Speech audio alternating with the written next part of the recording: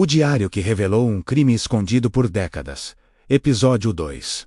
O crime, as contradições e o silêncio. Com o diário em mãos, a leitura avançou para páginas cada vez mais perturbadoras. O que antes parecia apenas um desabafo pessoal, começou a se transformar em algo muito mais sério. Datas, horários e nomes surgiam com frequência. Não eram lembranças vagas. Eram registros precisos demais para serem ignorados. O autor descrevia a noite do desaparecimento com detalhes inquietantes. Havia uma discussão acalorada, motivada por uma dívida antiga e ameaças, que vinham se acumulando havia meses. O tom das palavras escritas não deixava dúvidas.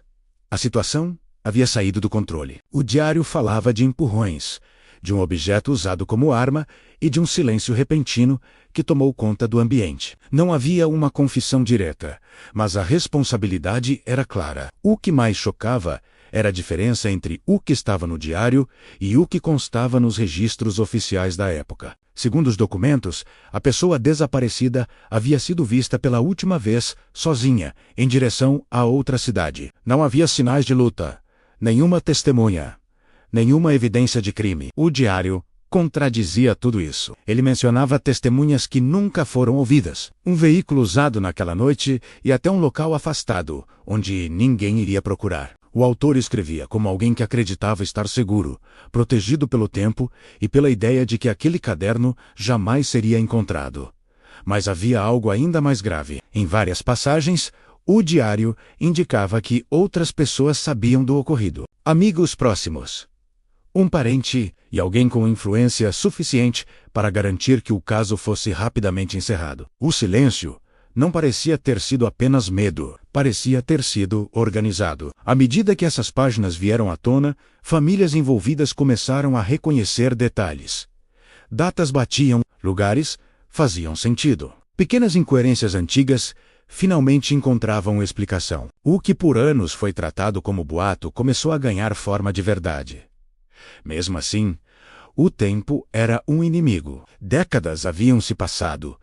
Testemunhas morreram, provas físicas desapareceram, lugares foram modificados. A pergunta deixou de ser apenas o que aconteceu e passou a ser ainda: é possível fazer justiça? O diário levantava outra questão delicada. Por que o autor nunca destruiu aquelas páginas? Em certos trechos, ele parecia querer ser descoberto. Falava de culpa, de noites sem dormir, de medo de que a verdade viesse à tona. Em outros, escrevia como alguém convencido de que nada jamais aconteceria. Era uma mistura de arrependimento e arrogância. O diário não pedia perdão, mas também não deixava o crime morrer. Especialistas analisaram a escrita, o papel e a tinta. Tudo indicava autenticidade. As datas coincidiam com o período do desaparecimento. Os detalhes batiam com informações que nunca foram divulgadas ao público. Era impossível tratar aquilo como invenção. Mesmo assim, havia limites. Sem o corpo da vítima e sem uma confissão formal, a justiça enfrentava barreiras quase intransponíveis. O diário era uma prova moral poderosa, mas juridicamente frágil.